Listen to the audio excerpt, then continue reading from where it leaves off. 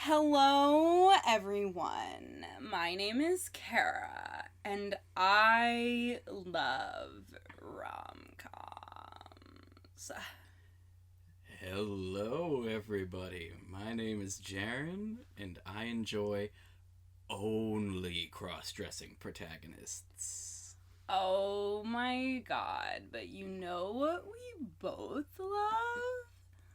That would be the natural charm of being poor. And this is Just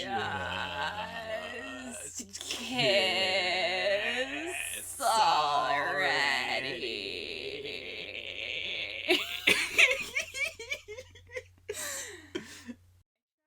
I don't know what it is, but relax to me makes me just think of vocal fry. I was thinking of something when we were doing it, and I don't remember what it was. Was it The Grudge? The what? The Grudge. It's this spooky movie where the ghost is an Onryo, and she goes, "Oh." I was not thinking of that. I feel like I've heard The Grudge, like, the word before. But you know what? I'll tell you what. You said that, and my mind was like, oh, is that, like, the name of the girl in The Ring or whatever? Oh! and then you were like, oh, it's its own movie. And I was like, of course it is. Those two movies are interesting because the girl in The Ring is Samara, but the ghost from Ju-on the Grudge, which is actually the third movie in the Ju-on franchise, oh, wow. Is Sadako. So it's kind of this, like, cross-pollination. Oh, okay. I see. Yeah. Bees. Well, you know, I bet that if there were some bees in Oran High School Host Club, they would love this week. Oh, for sure. It's, the cherry blossoms are in bloom this week at the Host Club. And there's honey everywhere. Hey y'all, so, this week, we have watched episode 3 of Oran High School Host Club. So, I don't really know where to go from there. No, you're good. Okay, sick, please. Yeah, we watched, episode 3 Yes, we did. We did. And, I was just wondering, because of the contents of this episode. Okay, please.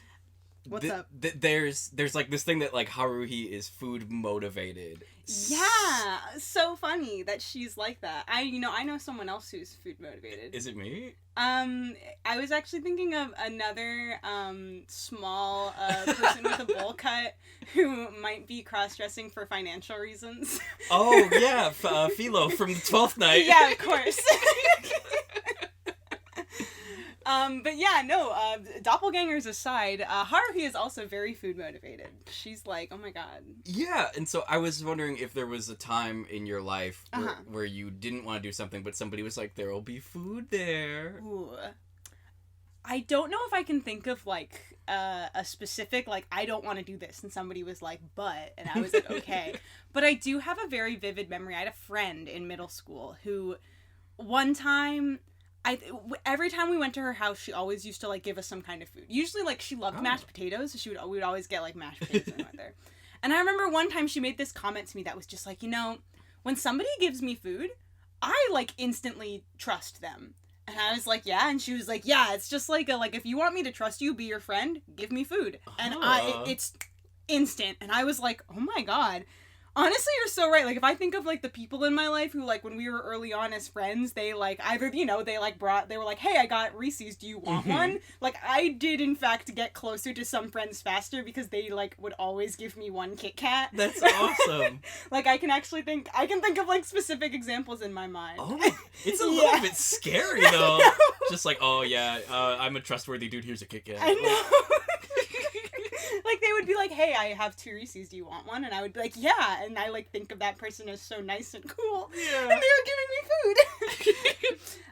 But yeah, how about you? Do you have any food motivation anecdotes? So this is a bit of a strange one. Oh. My grandfather's birthday was on July 1st, but he would always celebrate by having, like, a 4th of July block party. Oh, okay. Yeah, and fair. so a lot of my friends growing up from the ages between, like, 7 to 9 Yeah. were just, like, 40 to 50-year-old couples. Oh my god. And one of them was this couple. It was Sam and Denise. And Denise had, like, this weird cookbook. And every party she would bring something different. Ooh. And Denise always changing it up. Yeah, it was very hit or miss. So, like, one time it was like, oh, here are these meatballs that have been cooked in grape jelly. And it was like, no thanks. But then one time she made these cheesy potatoes. And they were just these little ball of potato that were super good. And then just the creamiest, cheesiest thing ever. And I was like, this is the best, most complex, most amazing recipe. Yeah. And then as I got older, I would stop going to these parties because, you know, when you're old enough to drive, you don't have to go. Exactly, yeah. So she would pass messages to my grandfather and be like, hey, I don't know if Jeron was going to be there at the party, but I'm bringing the cheesy potatoes. Oh my god. And it just became this thing where I would only go to the party if Denise was bringing the cheesy potato. And then I finally got the recipe from her. And folks, I'm about to blow the lid off this whole operation. Oh no. 3 ingredient. Potato. What is it? Cheese? Velveeta cheese. Oh. And Dale's French onion dip. That's incredible. Combine and cook. I've just been eating chip dip by the mouthful for years. Oh my god. That's so, like, specific.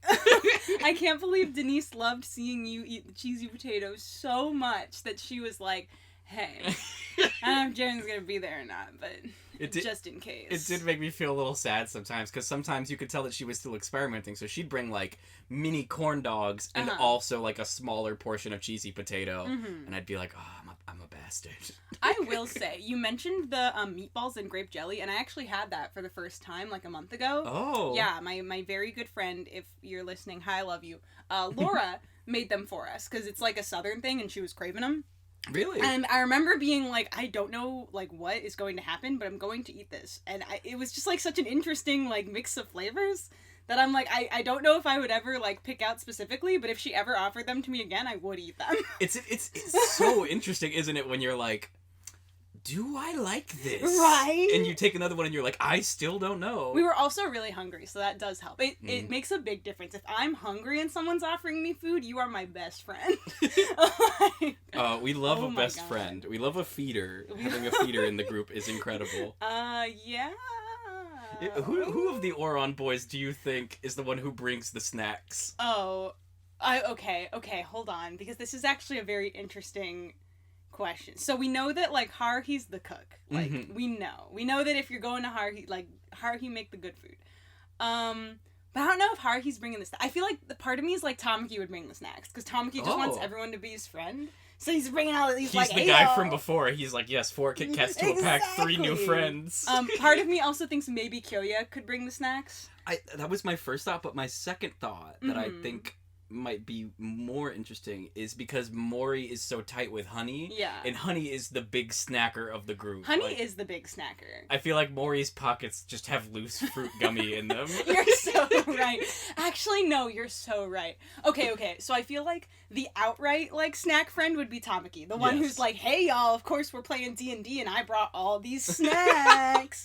Kyoyo would have snacks, but he would, like, make a tally. So, like, if he brings you snack, there would be another time where he would be like, well, I brought you snack one time, so you now owe me 75 yen added to your debt. And Mori's the one who always has snacks. He's not necessarily presenting them, but if you're, like, really hungry, Mori would be like, here. Yeah. And you would be like, thank you. You're sluggish, and he just pulls a full Go-Gurt out of his coat pocket. Exactly. Yeah, the twins cannot help you at all. They would pay for your food. Like, if you went to McDonald's, they would be like, nah, I got you. Like, they would be like, you're trying to hand the card, and they're like, no, get it out of here. They would beg you to drive them to McDonald's and then pay, but they wouldn't, like, mention it. They'd be like, they're performing shit kid. Yes, exactly. Also, or in high school D&D club? Yes. No, now hold on. All right, now hold on. This could be its whole own thing. Everyone stay tuned for a maybe potential special clip. Anyway, let's talk a little bit about episode 3. Yes, so, this is the physical exam episode. Yeah. Oh no! Remember how you thought that gender panic was going to happen in episode 2? Yeah. Well, gender panic happened in episode 3. I so missed close. it. You're this close. Very accurate to me to not be able to predict when the gender panic will come, but knowing that it will come. Yeah. But yeah, so this episode, we start off, we talked about the Cherry Blossoms theme, and then we quickly find out that the physical exam is happening. Yes. And it's like, oh no, everyone's gonna find out if we don't do something about it. Of course. Oh god. Everybody's so worried except for the person whom it directly affects. He's literally like, well, you know, if I have to pay back my debt, like, by doing part-time jobs, it's, like, really not that big. She's like, yeah, honestly, it'd be a relief to not have to hang around you all the time. It's all kind of underlined by this, like, Tamaki realizing that he isn't in Haruhi's life as much as he wishes he was. And then, the twins are like, haha, we're classmates. Literally, suck. This was so relatable to me when I saw it, because I was like, oh yeah, they met friends through a club, and they only get to hang out while that club is meeting. Yes. And making that jump to be like, hey, do you want to hang out on off hours? Yeah, it is a jump. I'll never, it's a big one. I love it. It spoke to me. But then they're like, all right, well, we need to make sure that Haruhi's identity is continuing to be boy, because if not, she won't be able to be in the host club, and Tamaki wants to hang out with his favorite girl in the world, Haruhi. So that's kind of what, like, fuels this whole hijinks that ensue with the... Yeah. And Kyoya being, like, I almost said the pimp. I don't believe that's in character. No, he's the mom. Kyoya being the mommy. The mommy. Are you a mommy or are you a mummy? Oh, you put mommy. the M-A-M-I. Mommy. Mommy. So Kyoya being the mommy that he is, he has 2 pie charts already pre-made. Yeah, and he's like, ready. This is how much of a simp you are. This is how much of a simp you want to be. Yes. So then we have to go through the whole, like, everybody's cosplaying as somebody to keep the secret hidden. Honey and Mori are cosplaying as doctors. It's so cute. Tamaki is cosplaying as Haruhi. Yeah. Oh, I love that, because it's framed as such, like, a sacrifice. Yeah. Then he just steps out with his shirt undone and a brown wig on. They're like, that's not Haruhi. That's Tamaki. What is he doing? And then we find out that it was all a ploy by the twins in the beginning. They got his ass. Yeah. They twicked him. And then Kyoya did them one better and was like, yeah, this was taken care of before today even happened. I just like watching you monkeys dance.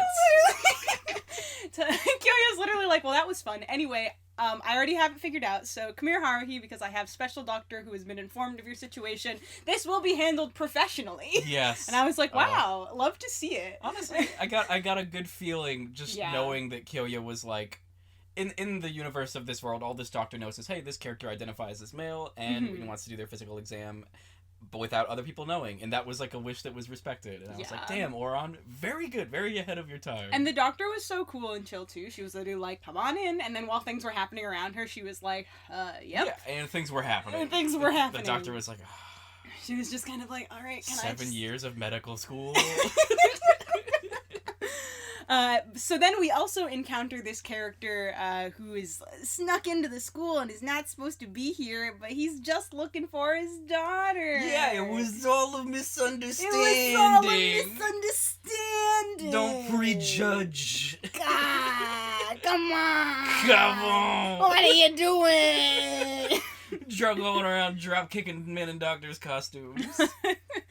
But at the end of the day, we kind of end on this note of everything is fine. Obviously, everything gets worked out. And Haruhi kind of, like, acknowledges that, you know, she's not so apathetic about staying in the host club. She likes it, and she has a good time, and she does want to continue the little ruse if it means she can spend time with her new friends. I do. I love that very much. I know, it's so cute. The conscious decision to choose who you be around is so important. It's so good. I love that. I love it. I also, we're going to talk a little more in depth about some of the haps, but I do want to kind of just, like, note how much I love to watch the character of Tamaki be revealed to us. Very good point. He's truly, like, one of my favorite characters, and this is another episode where we see yet another side of him, a very sympathetic side, a side that cares a lot about the happiness of others around him, and I just... Even though sometimes it's kind of framed as the, like, because, you know, when this doctor is telling his sob story, he's sitting there being like, oh no, you poor man, and it's, like, kind of framed as funny, but, you know, this is somebody who is, like, very empathetic, and could, like, see that this person had trouble that they were trying to fix and wanted to be of help. Yeah. And I was like, I absolutely love... When we were talking about this show, one of the things that you mentioned to me was, yes, this show is so aware of tropes. Yes. And does such a good job of, I don't think the word we used was subverting them, but, like, making you think it's going to be one way that you've seen before, and then showing you a completely different way, and making you go, why did I think it was going to go there? And Tamaki being such a playboy character, who has this deep paternal, I did air quotes, paternal love for everybody. Really is such an interesting development to that character that you can easily write off as just being a rich playboy. Yes, absolutely. And we will get to see all of the many sides of the boys in turn. I also love watching the development. We get to just, like, learn a bit more about their friendship, as well as their friendship with Haruhi. But I do know one thing that happened this episode that is honestly not that big of a development of their friendship, but just my favorite friendship dynamic is two people who are constantly battling to see which one is taller. Ooh, very good, very good, very good. And we see that from Tamaki and Kyoya. For a split second, they're like, we'll see which one of us is taller this year. And I was like, God, I love that. It's so cool. I just, It's such a, like, it's not a skill that you can hone. It's a very, like... Yeah, you can't really get mad about it. It's such a funny thing to be competitive about. And I mean, as a short person myself, I understand deeply the desire to be taller than others. Yeah, I kind of heard through a video the other day that the average American male height is 5'10". Really? I know. That's so tall. I know. I mean, wow. I would have thought, I don't know why I thought it was shorter. Yeah, because, you know, I thought I was average, but it turns out I'm about a third of a foot below. I'm pretty sure... I don't know what the American female average is. I know, like, the worldwide average. I'm pretty sure is me. I'm pretty sure it's, like, it's either 5'3" or 5'4" or something, and I like holding that in my back pocket just in case. Because I'm like, Hey, bullies, I'm typical of the species as a whole.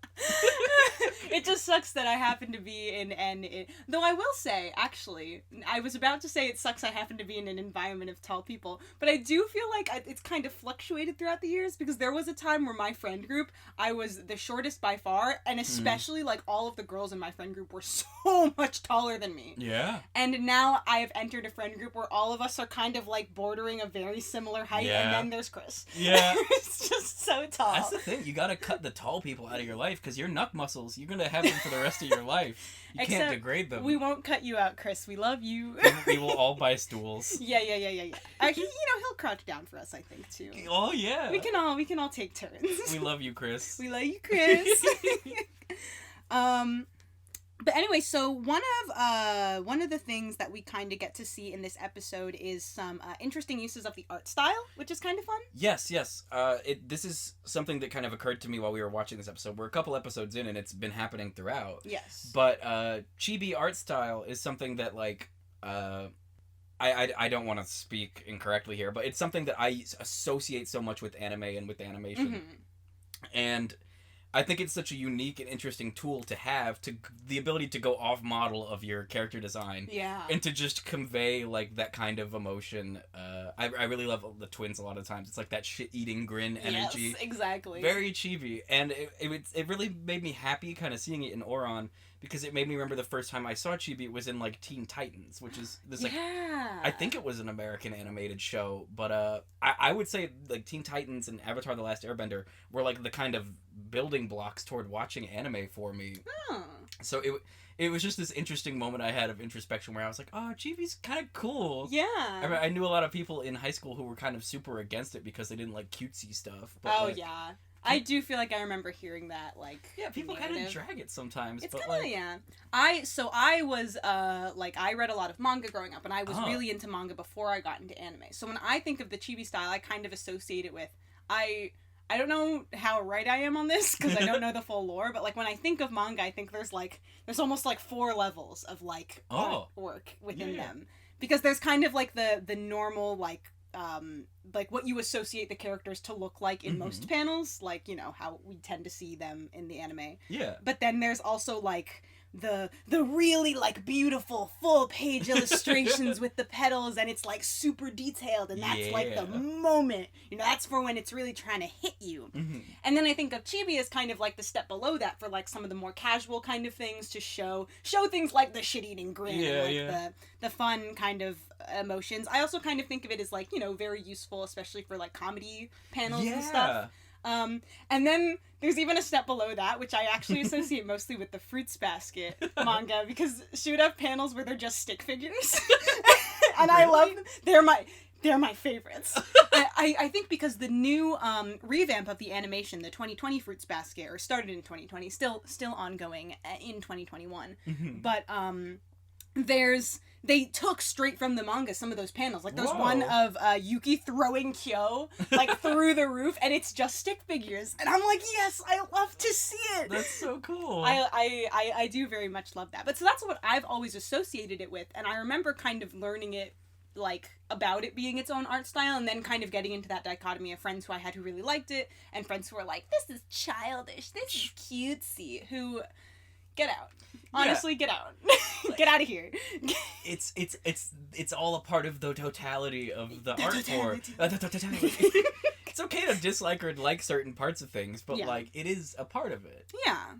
And I think just watch Berserk. Wait, Berserk has Puck, so that's Chibi. You can't even escape it in Berserk, y'all. You can't even escape it. That's right. That's true. I've also seen series that make use of it for like certain characters, just are Chibi and stuff. It's very fun. I like that. I have a good time. I personally just have a good time. I don't know about y'all. There's things to like about everything. Yeah. You just gotta look a little. Just gotta look a little. Speaking of the art, we also have this kind of like kite motif. How do you? I say motif. I think I say motif too, but I started to say it and I was like, oh no, am I making it fancier than it's supposed to? Like, you know how, you know, like it's yeah, it's like a little bit of a motif. A motif. It's like when people say entitled to by instead of titled. Oh. Like they're like, oh, the album is entitled this instead of titled, and it's like, you don't have to. The album certainly seems entitled. But we have this kite motif kind of throughout that's symbolizing Haruhi's motivation. Yeah, so I think it pops up about 4 times during the episode, sort of dividing it into quarters. Yes. And we see the kite in the beginning as sort of a stable middle height over the cherry blossom trees around Oron. Reg kite. And as Haruhi is having these conversations with Tamaki about, like, don't you care that you're not going to be able to be in the club anymore? Yeah. And when Tamaki's kind of acting like a butt, the kite sort of spirals and wavers and descends in height. Mm-hmm. And it's not something I really put together as a leitmotif until, like, the end of the episode. Yeah. When Haruhi is like, I will stay, I will do the physical. Sort of in response to Tamaki standing up for, protecting. Yeah, you know. A little bit of column A, a little bit of column B. Yeah. When Tamaki shirtless drop kicks a doctor. Yes, exactly. And then his whole squad delivers, like, their code of ethics in turn. Yes. Such a big dick energy. We are hot. We are rich. We'll kick your ass. We make a girl happy. The kite just goes through the roof. It leaves the frame. It hits me in the face. But I thought that was such a cool visual representation of an emotional state without explanation or, like, beleaguered talking about. Just visual storytelling. You love it. Yeah, and this series itself makes a lot of use of that. Like, if you remember the first episode with everybody realizing Haruhi's actual gender, the light bulbs, So this is kind of like a cool, fun thing to watch out for. Very clever. I like that a lot. So then we also have this special character. So we've kind of noticed a trend of, like, we keep getting introduced these special characters and we have to, like, deal with their situation. I like that. So I sound like a broken record. I keep saying I like that. I like that. But I do. Sue me. Anime is good. And I like it. So we mentioned this character a couple times already, Dr. Yes. Yabu, Yes. the quack doctor. That's I guess right. it's some kind of pun. And I don't know Japanese, so I'm not, but I feel like I remember reading a little note in the manga that was like, Dr. Quack. A quack doctor, Dr. And Quack. I was like, oh. And this goes back to what we were talking about a minute ago with Oran subverting tropes deftly and very funnily. Yes. Where they have this moment where it's like, oh, this girl screams, and it's because there's some creep dressed as a doctor going around doing physicals. The pervert trope. It's such a trope, and the shorthand was all there. Mm-hmm. I recognized it, and I went, please, no. Mm-hmm. Somebody protect Haruhi. Though I will say it is very different, because there's kind of like two big pervert tropes that I've seen in anime and manga. One of them is the pervert as comedic relief trope, which is way worse. Very. And this one is the one more common in shoujo manga that's like, it's more of just like a reason for the male lead to swoop in and protect the heroine. Yeah. There's this pervert, this jerk creep someone who's trying to cabin on or some weird shit. And they come in and save them. And it's less of like, the pervertness is not really the point. It's more the fact that they are an enemy to be defeated. Yes, a threat posed to the heroine or the main couple. So I am at least glad that it's not the first one, but still, it's like come on. It was such a moment when I saw this and I was like, oh god, we're doing this? Yeah, exactly. And then the show's like, haha, he got you. You thought we were going to write a creepy moment into our story? Yeah, got him. Because he just wants to meet his daughter. Yeah. He misses her. He's just a dad. He's an actual doctor. He's in the wrong place at the wrong time. He's bad at directions. And reading, apparently. Yeah, and it was just this interesting moment of, like, here we have the setup of a character that we're never going to see again, who looks shabby, out of place, who is allegedly acting creepy, and who it seems like is there to be just kind of defeated and swept under the rug. Yes. And then you kind of realize how devoid of nuance that arc is, where it's just like, this is a thing that happens that you know how it's going to end when it starts. Well, because that's no longer a person. That's literally just a device. Trope. Yeah. And so I was super overjoyed just to be like, this person has, like, their own journey that they're on and their flaws. And he started talking to Tamaki and the rest about, like, yeah, my wife took my daughter because I'm always doing my doctor work for people just kind of on loan, like accepting that they'll pay me back when they can, and like that's how I'm like foolishly helpful. I yeah, guess like helpful to a fault, or just like doesn't self-advocate enough. Yeah. And Tamaki is so like moved by this that he's actually crying. Yes. And he's like, "We will help this man. I have kicked this man. We will help this man." I am no longer angry at this man. You are no longer an enemy, Dr. Yabu. You are now a friend. And then, they find out that the whole thing was that he was like, oh, you thought this was Orin High School? This is Oran High School. Very good. He's just really bad at vowels. And then they send him on his way, and he's like, oh, and they're like, good luck. At first they gotta give him a speech that's like, dude, go talk to your daughter or whatever. Yeah. I don't even know what they say, I'll be honest. I think it's like Tamaki's doing his daddy thing, so he's like one papa to another papa. That's right. It is kind of funny that he's established himself as dad as the group, because I feel like usually the friend who is dad of the group is assigned that role. Yeah. The paternal roles are generally like people fall into them, as opposed to them choosing to have them. It's a very interesting example of him self-identifying as like familial and patriarchal, but in actuality he's very like shit kitty. Like he is 100%. He seems super immature, and then he has this moment of being like, I understand completely how you feel. Yeah. Like you did what you thought you had to do to go meet your daughter, and like because you love her. And it's like that bit of understanding and relating to this person and overcoming the bias that is predilection towards him. That Haruhi is like, oh, my kite go up. My kite go up. If there is any dad role that Tamaki is actually filling, it's like the fun dad. The I'll go feed you guys candy when mom's away kind of dad. You can stay up 5 minutes later and watch wrestling. Exactly, yes. 100%.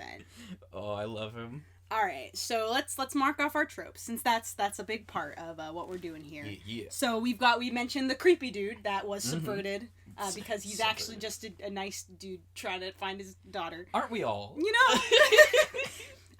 We also have a significant, so we've kind of mentioned how this show is very self-aware, and so that includes a significant amount of fourth wall breaking. Shattering amount. Truly taking the hammer to it. Just Getting it. And it's kind of funny because sometimes it feels like normal fourth wall breaking. Like when Tamaki is just kind of like, don't you understand? This is a romantic comedy of a story. So obviously there has to be a main boy and a main girl.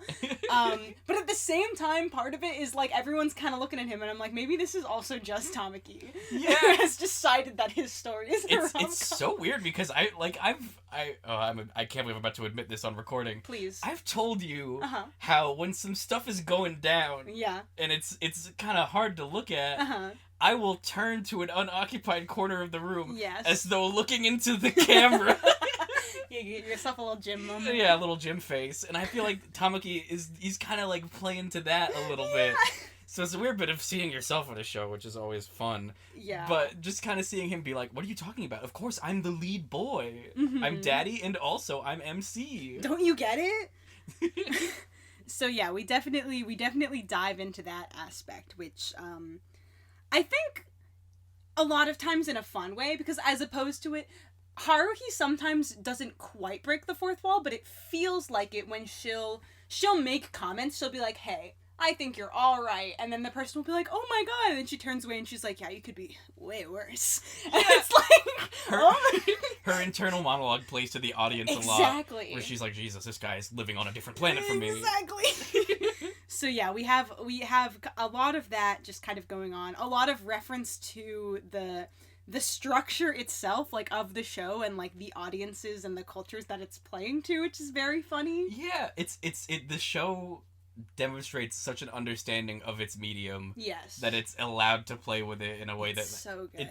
It really elevates it. Like, I can see why this is such a quintessential can only break anime. the rules when you know them like the back of your hand. Mm-hmm. So that's once it becomes possible to break the rules when you know them very well. And this show is a great example of that. It doesn't feel out of place. It feels like, what else would this show be without, Tamaki being like, don't you get it? I'm the main character. Oh, man. And then, unfortunately, Jeron's guest was off by one episode, but this is the gender panic episode, but in a kind of different way, because as opposed to Haruhi being like, I don't care, I'm gonna make mistakes, it's more just kind of, they have to convince Haruhi that it's okay, and then it plays out in this, like, big, seemingly, like, master plan-esque thing that all turns out to just be, this was for fun. Now, the real plan will take place, which is me, Kyoya, talking to an adult and asking them to handle the situation. It's super interesting the way that this whole episode setup kind of shits all over the idea of, like, the way people complicate things. Yeah. Because this absolutely felt like Tamaki being like, no, we need to put a plan together. I've got the whiteboard. This is what we're going to do. I'm going to impersonate Haruhi. And then you take a step back and you're like, yeah, this might work in another anime, but, like, we are going to completely be like, no, this is the real world, and we talked to an adult, and all of this was just to mess with you specifically, Tamaki. Exactly. After finding out how silly you are, we had to make fun of you. We didn't think you would go along with it, but we are glad you did. Yeah. We do also kind of, I mean, we've described the twins as shit kids, but we definitely really see them as the little pranksters they are this episode. My favorite character literally shifts moment to moment in this episode because I'm a big Kyoya fan so far, we'll say. Yeah. But the way the twins, whenever they're in their host club stuff, they're very much performing top and bottom. Like... Yeah. Well, that might have been a little blunt. No, I mean, like I said, this show is so aware, and it definitely is kind of like, like, it honestly feels, it's like a straight call out to, like, the fan fiction community. For sure. Like, it's straight up like, we know what you're doing, and we're going to give it to you. You don't even have to make it up yourself. We're going to tell you what... Yeah, and then outside of that, they're much more, like, talking together, both just very sassy. Yes. Like, that top-bottom stuff only comes out during host club hours. Yeah. And it really makes you think that maybe there is no genetic component to whether or not you were born top or bottom. What do you mean? I thought that in every single friendship, two-person dynamic, there has to be. I thought... That is such a great idea. Literally, there's always a top and a bottom. Going through all of your relationships and assigning which one of you is the top or the bottom. God. Who texts first? Oh, no. Ask the uncomfortable questions. Oh, God. Oh, no. Who will order order the pizza on the phone. Oh yeah, who pays up front and then gets reimbursed by the other friend? That's Who top will energy. Kill the bug in the room. Oh God. Incredible. Wow. Oh. All right. So it looks like that's episode 3. Actually, Yeah. that's what happens. So I think that's all for us. well, Oh, you're right. And Jeron, you get another chance. You're actually gonna get a lot of chances throughout this series because there are like 20 something episodes. Oh yeah. So chance number 3. What? Right? You guessed what happened in episode. I guess this is chance number 2. Chance 2. Because did you guess what happens in episode 1? I don't. I don't know if I could have. I don't. Well, regardless of how many chances, this is one of them. And what do you think we might kind of see in the next episode? Where are you thinking? All right, so we've had Osana Najimi. I'm sorry, childhood friend. That's okay. You already defined it for them in Coffee Prince. Yes. They should know by now if they're listening. I feel like the trope that we are going to see next time. We're doing a lot with the mommy daddy thing. We certainly are. I think I would want to see a daily school life. Oh, okay. A little glimpse into, like, here's what happens in their classes. Yeah, because I really liked the idea of the twins being in a cohort with Haruhi. Yes. And then, like, we would get to see the seniors together as well. Yeah, isn't that'd that, like, be nice. Tamaki and Honey? Like, just Honey. So it's the twins and Haruhi are first years, Tamaki and Killy are second years, and then Honey and Mori are seniors. Yes. I would just love to see those class dynamics of Tamaki, like, That's cheating true. off of Kyoya brazenly. And then flirting with the teacher to cover it. Yeah, of course. No, 100%. Everybody loved Tamaki. Can get away with everything. So that's my guessu. Yeah, that'd be really fun. I would love to see a daily school life. All right, well, let's see what happens next time on episode 4 of Ouran High School Host Club. We will catch y'all next time. Thank you so much for listening, as always. Love you. Mwah, mwah, mwah. Bye. Get home safe. Text when you get home. Text when you get home. Yeah. You can tweet us. You can leave a little comment. You can message us on Instagram. That's an option. Oh yeah. Just let us know when you get home. Okay. Yeah. Please. Love you. Love you. Bye. Now we are their parents. I get to be mommy. Okay, I'll be dad.